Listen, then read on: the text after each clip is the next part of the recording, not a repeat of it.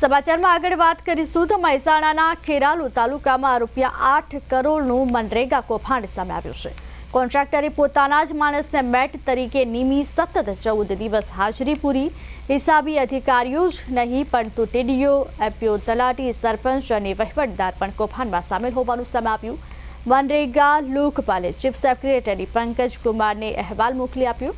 5 વર્ષમાં થયેલા કામોમાં એક વિશેષ ટીમ બનાવવા લોકપાલે સરકારને રિપોર્ટ મોકલ્યો। ત્યારે ખેરાલુ તાલુકામાં ₹8 કરોડનું મનરેગા કૌભાંડ સામે આવ્યું છે। કોન્ટ્રાક્ટરે સતત 14 દિવસ હાજરી પૂરી અને કૌભાંડ કર્યું છે। ટીડીઓ, તલાટી, સરપંચ, વહીવટદાર પણ કૌભાંડમાં સામેલ હોવાનું સામે આવતા ખળભળાટ મચી ગયો છે।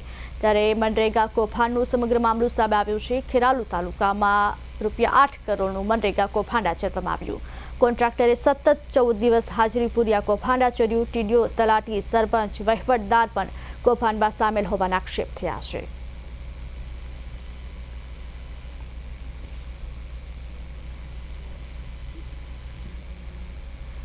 સમગ્ર ઘટનાને લઈ હવે ખળભળાટ મચી ગયો છે। ખેરાલુ તાલુકામાં સમગ્ર ઘટના ₹8 કરોડનું કૌભાંડ। કોન્ટ્રાક્ટરે સતત 14 દિવસ હાજરી પૂરી કૌભાંડ આચર્યું છે।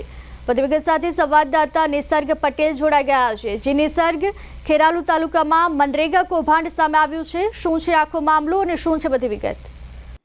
ચોક્કસ ખેરાલુ તાલુકામાં અત્યારે હાલ તો મનરેગાનું કૌભાંડ સામે આવ્યું છે, જેમાં અત્યારે જે લોકપાલ છે જેમણે તપાસ કરી છે તેમના દ્વારા 7 થી 8 કરોડનું કૌભાંડ થયોની આશંકા વ્યક્ત કરી છે।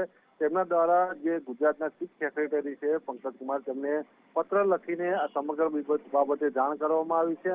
આ સમગ્ર કૌભાંડમાં જોવા જઈએ તો પ્રથમ છે ખેરાલુ તાલુકાનું ચાચેરિયા ગામ। ચાચેરિયા ગામમાં પણ કૌભાંડ થયેલું છે। આમાં ટોટલ જે માટી કામ છે તે માટી કામમાં પણ કૌભાંડ થયા છે। આબા કામ છે, આબા કામમાં પણ કૌભાંડ થયા છે। સમગ્ર કૌભાંડમાં કોન્ટ્રાક્ટર દ્વારા જ પોતાના માણસોને હાજરી પૂરી સતત અને તેમના જે પગાર આવે છે તે પગાર તેમના દ્વારા લઈ લેવામાં આવે છે। આ સમગ્ર બાબતે લોકપાલ દ્વારા જે તપાસ હાથ ધરી હતી, તપાસનું અત્યારે જે અહેવાલ રજૂ કરવામાં આવ્યો છે અને 5 વર્ષમાં થયેલા કામ માટે રાજ્ય કક્ષાએ લોકપાલ દ્વારા સ્પેશિયલ ટીમની રચના કરી અને વધુ તપાસની અત્યારે હાલ તો માગણી કરવામાં આવી છે। જી નિસર્ગ, આ કૌભાંડમાં કયા કયા લોકો સમાયેલા હતા તેને લઈને કોઈ માહિતી ખરી? ચોક્કસ આ સમગ્ર કૌભાંડમાં જે લોકપાલ દ્વારા જે માહિતી આપવામાં આવી છે તે પ્રમાણે જે હિસાબી અધિકારીઓ સામેલ છે, ત્યારબાદ ટીડીઓ છે, એપીઓ છે, તલાટી છે, સરપંચ છે, તેમજ જે ગામના જે તે સમયના વહીવટદાર છે તે વહીવટદાર પણ આ કૌભાંડમાં સામેલ હોવાના જે અહેવાલ છે તે હાલ તો લોકપાલ દ્વારા રજૂ કરવામાં આવ્યો છે। જી, કૌભાંડ સામે આવતા હવે કોઈ તપાસ કે કાર્યવાહી કરવાની શરૂઆત થઈ છે કે કેમ?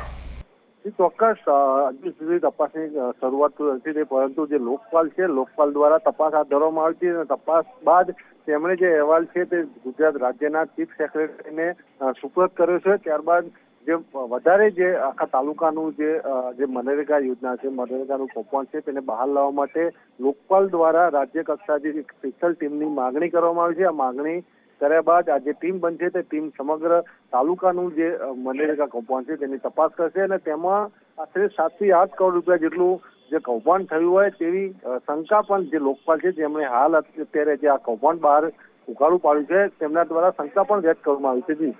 જી નિસર્ગ, સમગ્ર માહિતી આપવા બદલ આપનો આભાર। ખેરાલુ તાલુકામાં કૌભાંડ સામે આવ્યું છે, મનરેગા કૌભાંડ આવતા ખળભળાટ મચી ગયો છે, આગળની તપાસ હાથ ધરવામાં આવી।